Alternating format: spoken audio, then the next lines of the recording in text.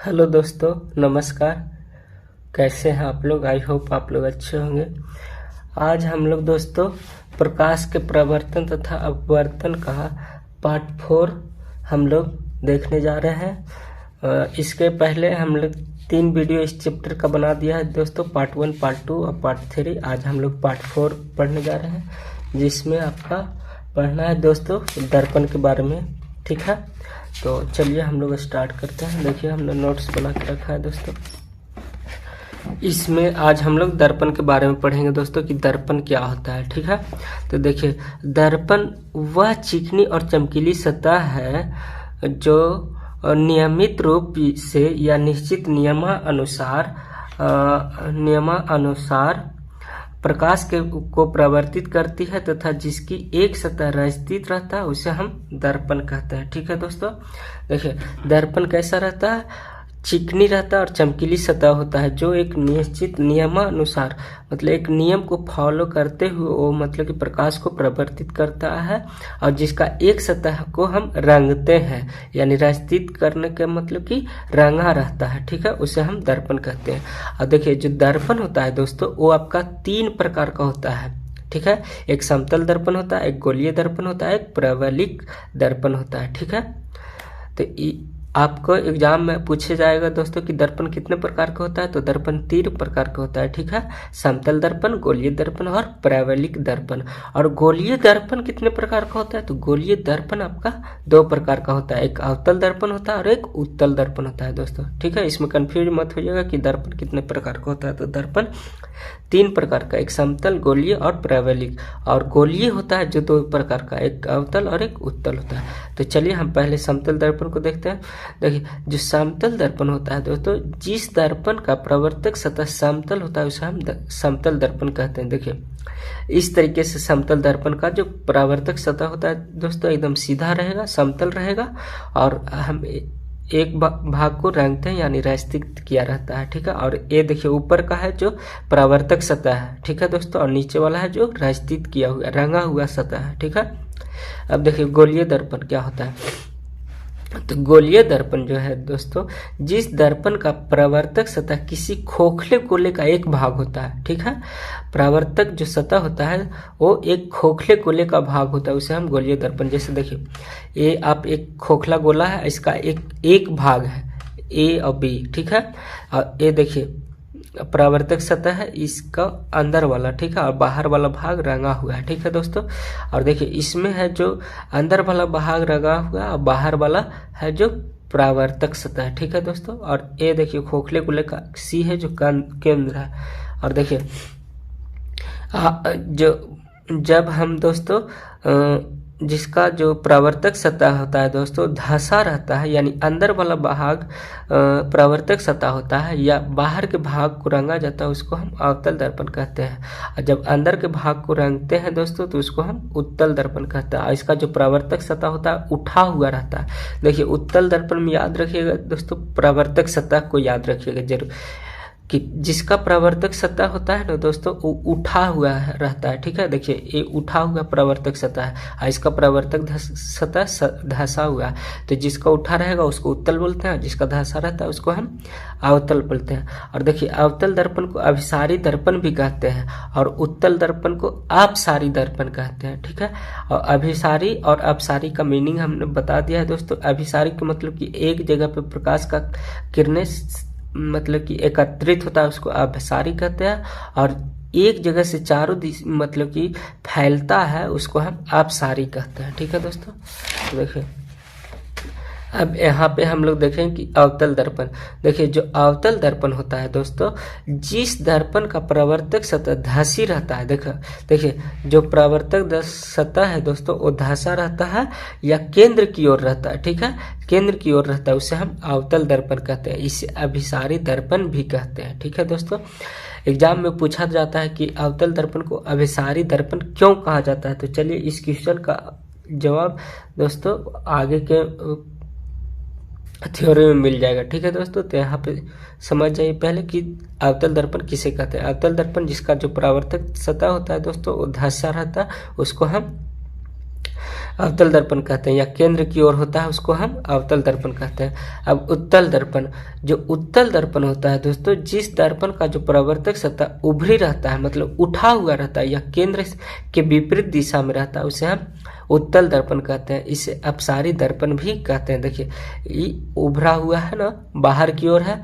या केंद्र के विपरीत दिशा में है, दूसरे दिशा में है दोस्तों, तो इसको हम उत्तल दर्पण कहते हैं। अपरावलिक दर्पण, वह दर्पण जिसका पूर्णतः गोलीय नहीं होता, मतलब यह जो सतह है दोस्तों, यह मतलब पूर्णतः गोल नहीं होता, चिपटा टाइप का रहता है, उसको हम प्रावलिक दर्पण कहते हैं। ठीक है दोस्तों, आई होप आप लोग समझ गए होंगे दर्पण किसे कहते हैं। अब देखिए जो गोलीय दर्पण से संबंधित विभिन्न पद, देखिए ये सब इम्पोर्टेंट बात है दोस्तों, समझने का कोशिश कीजिएगा, ये सब समझ जाइएगा तो आगे आपको आसान से समझ में आएगा।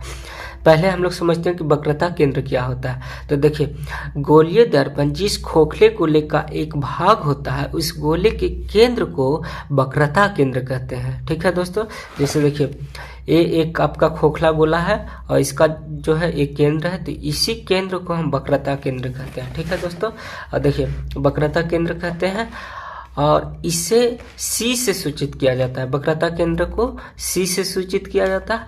अवतल दर्पण का जो वक्रता केंद्र होता है दोस्तों, वो सामने में होता है। ठीक है, जो अवतल दर्पण का जो वक्रता केंद्र होता है वो सामने में होता है, जबकि उत्तल दर्पण का यह जो वक्रता केंद्र होता है दोस्तों वो पीछे में होता है। देखिए ये आपका अवतल दर्पण है, क्योंकि इसका जो परावर्तक सतह है वो धसी हुई है, और देखिए इसका जो परावर्तक सतह है उठा हुआ है। ठीक है दोस्तों, बाहर की ओर है। ठीक है, और देखिए जो वक्रता केंद्र है वो अंदर की ओर है, यानी इसके विपरीत है, और इसका देखिए जो परावर्तक सतह उधर की ओर है, यानी सामने में है। ठीक है दोस्तों, तो इसका जो वक्रता केंद्र होता है अवतल दर्पण में सामने होता है और उत्तल दर्पण में विपरीत में होता है। ठीक है दोस्तों, और इसको हम C से सूचित करते हैं। अब ध्रुव के बारे में समझते हैं। गोलीय दर्पण के ज्यामितीय केंद्र को या दर्पण के सतह के मध्य बिंदु को ध्रुव कहा जाता है, इसे P से सूचित किया जाता है। देखिए ये दर्पण है आपका दोस्तों, और यहाँ पे जो ये P पॉइंट है वो आपका ध्रुव है, यानी मध्य बिंदु है। ठीक है, तो इसको हम P से सूचित करते हैं और इसको ध्रुव कहते हैं, और ये दर्पण के हमेशा मध्य में होगा। ठीक है दोस्तों, अब हम लोग मुख्य अक्ष को समझते हैं। दर्पण के ध्रुव तथा वक्रता केंद्र को मिलाने वाली रेखा को दर्पण का मुख्य अक्ष या प्रधान अक्ष कहते हैं। देखिए दर्पण के ध्रुव को और वक्रता केंद्र को मिलाने वाली जो रेखा होता है दोस्तों, उसको हम मुख्य अक्ष कहते हैं या प्रधान अक्ष कहते हैं। इस लाइन को आप बढ़ा भी सकते हैं। ठीक है, तो यहाँ P है और C, यानी ध्रुव और वक्रता केंद्र को जो मिलाने वाली रेखा होता है दोस्तों, उसको हम लोग मुख्य अक्ष कहते हैं। ठीक है, तो देखिए अब आपको लेंस मतलब दर्पण का द्वारक क्या होता है इसको भी समझिएगा दोस्तों। जो दर्पण की चौड़ाई होता है ना दोस्तों, जितना चौड़ा दर्पण होगा उतना ही उसका मतलब वो दर्पण का द्वारक कहलाता है। इसको हम mm, यहाँ mm है जो आपका दर्पण का द्वारक है। देखिए ये जो है ना, ये दर्पण का चौड़ाई है दोस्तों, यहाँ से यहाँ तक के। ठीक है, तो इसी को हम लोग लेंस का दर्पण का द्वारक कहेंगे। यहाँ देखिए यहाँ भी आपका mm है, तो इसको हम लोग दर्पण का द्वारक कहते हैं। ठीक है दोस्तों, तो आप लोग इसको समझ पाए होंगे कि दर्पण की चौड़ाई को हम लोग दर्पण का द्वारक कहते हैं। वक्रता त्रिज्या, देखिए दर्पण जिस खोखले गोले का एक भाग होता है दोस्तों, दर्पण जिस खोखले गोले का एक भाग होता है उस गोले की त्रिज्या को दर्पण की वक्रता त्रिज्या कहते हैं, या दर्पण के ध्रुव और वक्रता केंद्र तक की दूरी को वक्रता त्रिज्या कहते हैं। इसे हम R से सूचित किया जाता है, और यहाँ जो CP है वो वक्रता त्रिज्या है। देखिए जैसे यहाँ कहा गया कि वक्रता केंद्र और ध्रुव के बीच की दूरी को हम लोग वक्रता त्रिज्या कहते हैं, और देखिए यहाँ जो C और P यानी इतना जो दूरी होगा ना दोस्तों, वो आपका वक्रता त्रिज्या कहलाएगा। तो याद रखिएगा ध्रुव और वक्रता केंद्र के बीच की दूरी को हम लोग वक्रता त्रिज्या कहते हैं। ठीक है, अब आप लोग समझिए कि अवतल दर्पण का मुख्य फोकस एवं फोकस दूरी। अवतल दर्पण जो होता है दोस्तों, उसमें मुख्य फोकस और फोकस दूरी को समझिए। देखिए फोकस दूरी, देखिए फोकस दूरी जो होता है दोस्तों, ये दोनों जो ध्रुव और जो वक्रता केंद्र है दोस्तों, इसके बीच के पॉइंट में रहता है, उसको हम फोकस कहते हैं। और यहाँ से जो ध्रुव से और फोकस के बीच के जो दूरी होता है दोस्तों, उसको हम फोकस दूरी कहते हैं। तो देखिए इसको हम लोग समझते हैं। देखिए अवतल दर्पण के मुख्य अक्ष के समांतर और निकटवर्ती सभी आपतित किरणें परावर्तन के बाद मुख्य अक्ष पर जिस बिंदु पर अभिसारित होता है, इस बिंदु को दर्पण का मुख्य फोकस कहा जाता है। जैसे देखिए ये तो आपका प्रधान अक्ष हो गया या मुख्य अक्ष हो गया। इसके समानांतर जब भी किरण आता है ना दोस्तों, तो जो दर्पण से परावर्तन के बाद जिस बिंदु पर मिलता है ना, उसको हम लोग मुख्य फोकस कहते हैं। तो देखिए यहाँ समांतर आया और इस एक पॉइंट पर मिला, तो यही आपका क्या हो गया, मुख्य फोकस हो गया। ठीक है दोस्तों, इसको हम लोग बड़ा एफ से सूचित करते हैं। देखिए मुख्य फोकस को बड़ा एफ से सूचित किया जाता है। अवतल दर्पण का जो फोकस होता है दोस्तों, वो वास्तविक होता है। और हमने पिछले वीडियो में वास्तविक और काल्पनिक में अंतर बता दिया है दोस्तों। तो जो वास्तविक होता है यानी पूर्ण रूप से यहाँ पर मिलते हुए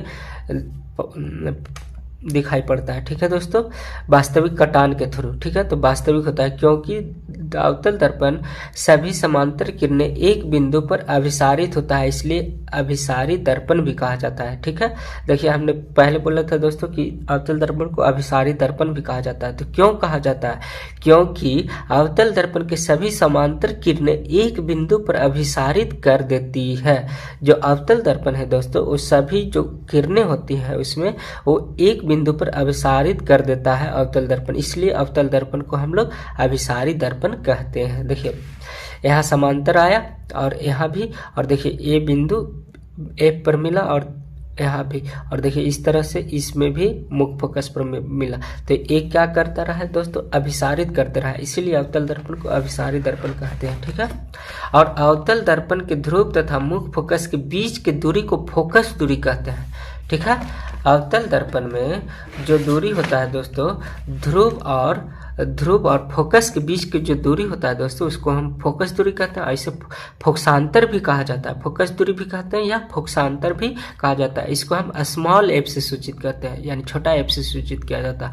यहाँ पी एफ है जो फोकस दूरी है। देखिए यहाँ से यहाँ तक की दूरी जो है ना दोस्तों, वो आपका फोकस दूरी हो गया, और इसको हम लोग स्मॉल एफ से सूचित करते हैं। ठीक है, और देखिए पी एफ है जो फोकस दूरी। ठीक है, अब हम लोग उत्तल दर्पण के मुख्य फोकस के बारे में और फोकस दूरी के बारे में पढ़ेंगे। ठीक है, देखिए ये आपका उत्तल दर्पण है। उत्तल दर्पण बताए थे दोस्तों कि जिसका जो परावर्तक सतह है वो उठा हुआ रहता है। ठीक है, तो देखिए ये आपका उठा हुआ है परावर्तक सतह। और देखिए लेंस दर्पण का द्वारक जो एम और एम है दोस्तों, या जो चौड़ाई है दर्पण का, उसको हम द्वारक कहते हैं। ठीक है, देखिए अब समझते हैं कि मुख्य फोकस क्या होता है। जब मुख्य अक्ष के समांतर और निकटवर्ती किरणें उत्तल दर्पण पर पड़ती है, तो परावर्तन के बाद परावर्तित सभी किरणें मुख्य अक्ष पर एक बिंदु से आती हुई प्रतीत होती है।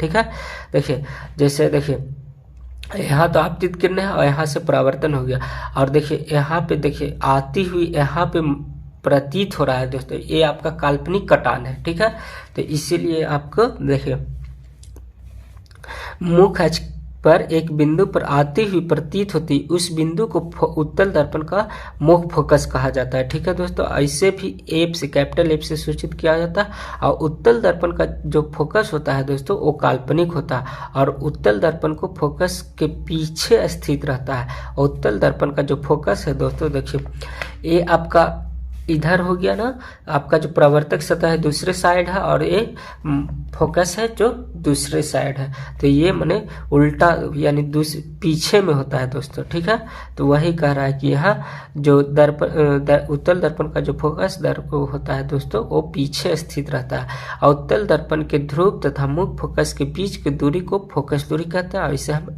स्मॉल एफ से सूचित करते हैं, छोटा एफ से। ठीक है दोस्तों, छोटा एफ से सूचित। यहाँ पी एफ है जो फोकस दूरी है। देखिए यहाँ जो पी एफ है, यहाँ से यहाँ तक की दूरी है दोस्तों, उसको हम फोकस दूरी कहेंगे, इसको आप फोकसांतर भी कहते हैं। ठीक है, तो यही रहा दोस्तों। अब देखिए जो और जो गोलीय दर्पण होता है, वो गोलीय दर्पण होता है उसमें फोकस दूरी और वक्रता त्रिज्या की आधी होता है दोस्तों। जो गोलीय दर्पण होता है उसका जो फोकस दूरी होता है वो वक्रता त्रिज्या के आधा होता है, यानी जो एफ होता है वो r/2, यानी वक्रता त्रिज्या को r से हम डिनोट करते हैं तो r/2, और r/2f भी यहाँ लिख सकते हैं ना दोस्तों, तिरछा तिरछी मल्टीप्लाई करके यहाँ पे गुना करके, तो 2f यानी r, तो यहाँ से r बराबर, देखिए जो वक्रता त्रिज्या होता है वो फोकस दूरी की दुगना होता है। जो वक्रता त्रिज्या होता है दोस्तों वो फोकस दूरी का दुगना होता है, और जो फोकस दूरी होता है वो वक्रता त्रिज्या का आधा होता है। इस पॉइंट को आप जरूर से याद रखिएगा नोट करके, ठीक है दोस्तों। ऑब्जेक्टिव में पूछा जाता है कि फोकस दूरी वक्रता त्रिज्या की क्या होती है, तो आधी होती है, और वक्रता त्रिज्या के बारे में पूछा जाएगा तो वक्रता त्रिज्या फोकस दूरी की दुगनी होती है दोस्तों। तो चलिए आज के लिए इतना ही दोस्तों, अब हम लोग मिलेंगे नेक्स्ट पार्ट में, जिसमें आपका पढ़ना है अवतल दर्पण द्वारा प्रतिबिंब प्राप्त करने के नियम। तो ये हम लोग अगले पार्ट में पढ़ेंगे दोस्तों। आज के लिए इतना ही। अगर ये वीडियो आपको पसंद आए तो लाइक कीजिएगा और शेयर और चैनल को सब्सक्राइब कीजिएगा आगे कंटिन्यू करने के लिए दोस्तों। और वीडियो देखने के लिए थैंक यू और जय हिंद जय भारत।